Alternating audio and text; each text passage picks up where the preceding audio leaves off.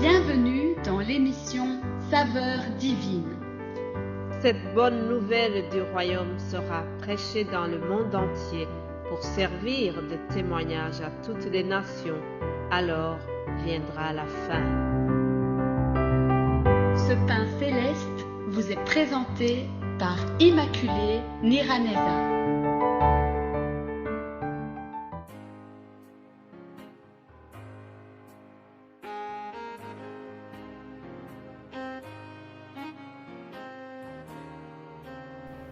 Shalom, shalom, mes bien-aimés à l'écoute de cette émission.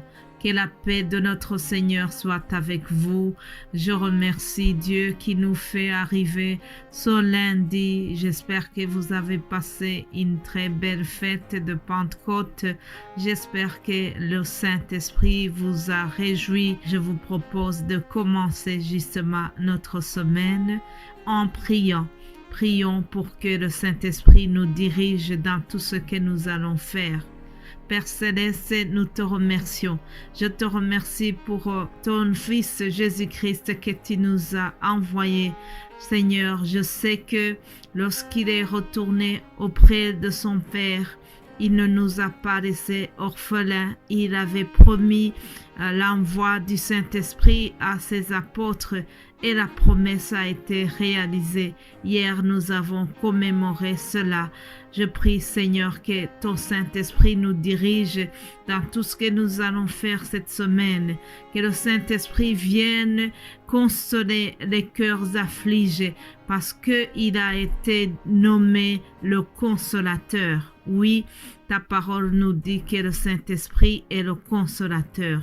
Je prie que ton Esprit Saint vienne fortifier tout le monde, que ton Esprit Saint vienne m'inspirer, Seigneur, et que je puisse partager ce que tu as prévu de dire à ton peuple. Au nom de Jésus-Christ, j'ai prié. Amen. Amen.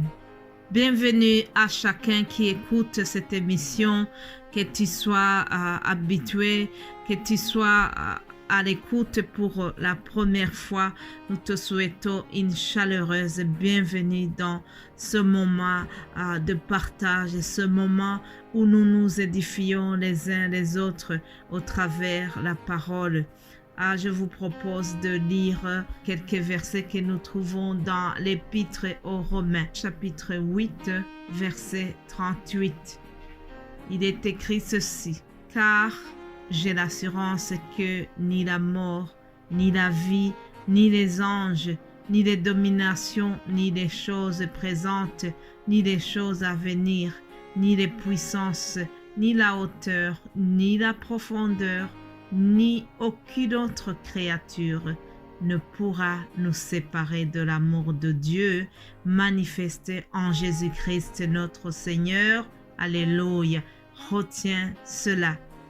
Aucune autre créature ne pourra nous séparer de l'amour de Dieu qui a été manifesté au travers Jésus-Christ notre Seigneur. Je remercie Dieu parce qu'il nous a témoigné son amour à travers son Fils. Ce sont les paroles que Paul adresse aux Romains parce qu'il passait par des moments difficiles. Tout comme toi et moi, il nous arrive aussi de passer par des tribulations, de passer par l'angoisse, de passer par des difficultés de la vie. Oui, chers amis, nous passons tous parfois dans les épreuves, mais quelle que soit l'épreuve que tu traverses aujourd'hui, je commence la semaine en te rappelant que rien ne va nous séparer de l'amour de Dieu. Mon frère, ma sœur, quelles que soient les choses qui se déchaînent autour de toi, sache que rien ne pourra te séparer de l'amour de Dieu. Ça, c'est l'assurance qu'avait Paul et je voudrais que ça soit aussi la nôtre aujourd'hui en commençant notre semaine. Alléluia. Après cette introduction, permettez-moi de vous remercier encore. Vous tous qui soutenez cet appel, ce ministère Saveurs divines, que Dieu vous bénisse abondamment pour tous les gestes que vous avez posés concernant le soutien, l'encouragement à ce ministère. Que Dieu se souvienne de tout cela. Alléluia. Ensemble, nous sommes appelés à agrandir le royaume de Dieu.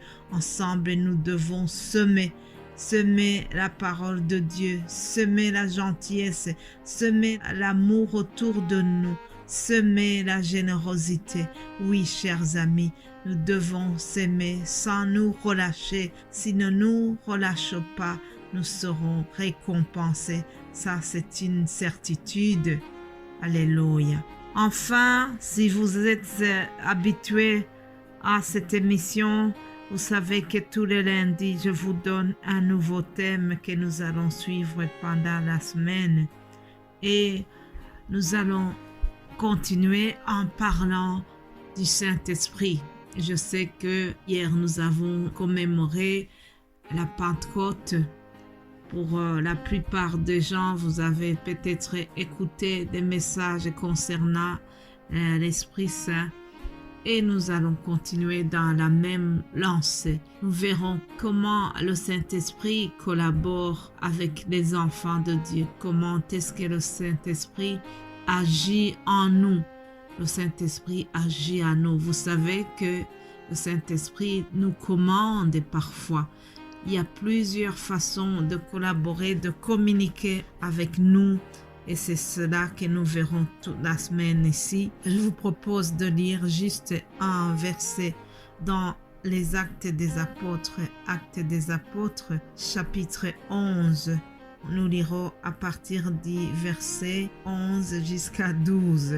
Ce sont des propos que l'apôtre Pierre a prononcés parce que le Saint-Esprit l'avait envoyé chez un certain Corneille.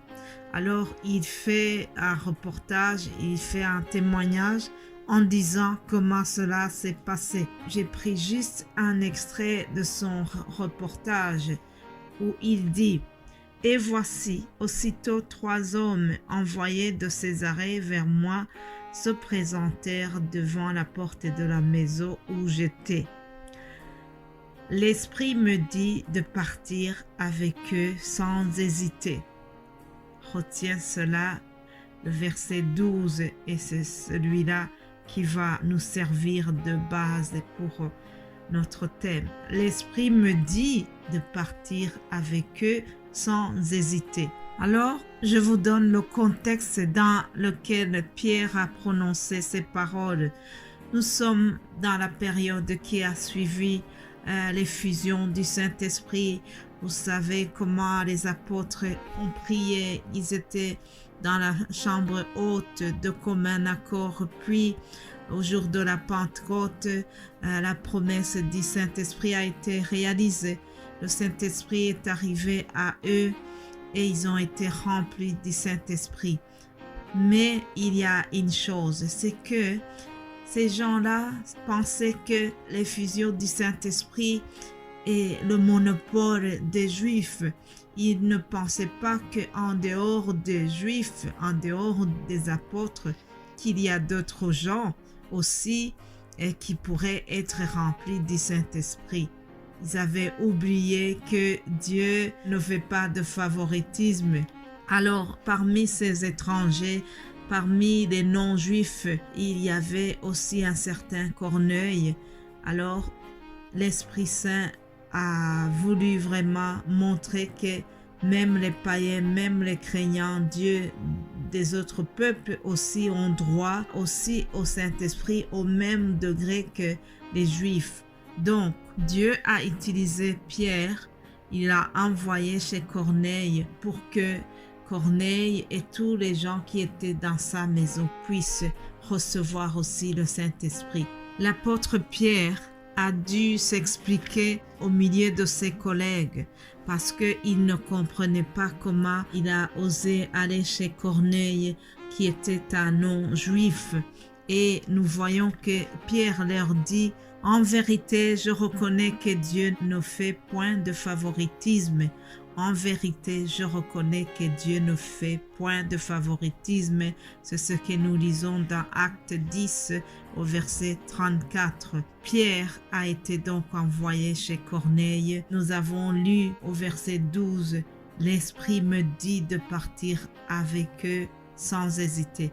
Donc, l'Esprit a ordonné à Pierre de partir, d'aller dans cette famille. Rappelez-vous que je vous ai dit que nous allons voir comment le Saint-Esprit agit en nous. Il a agi en Pierre, il lui a donné une recommandation, il l'a envoyé chez Corneille.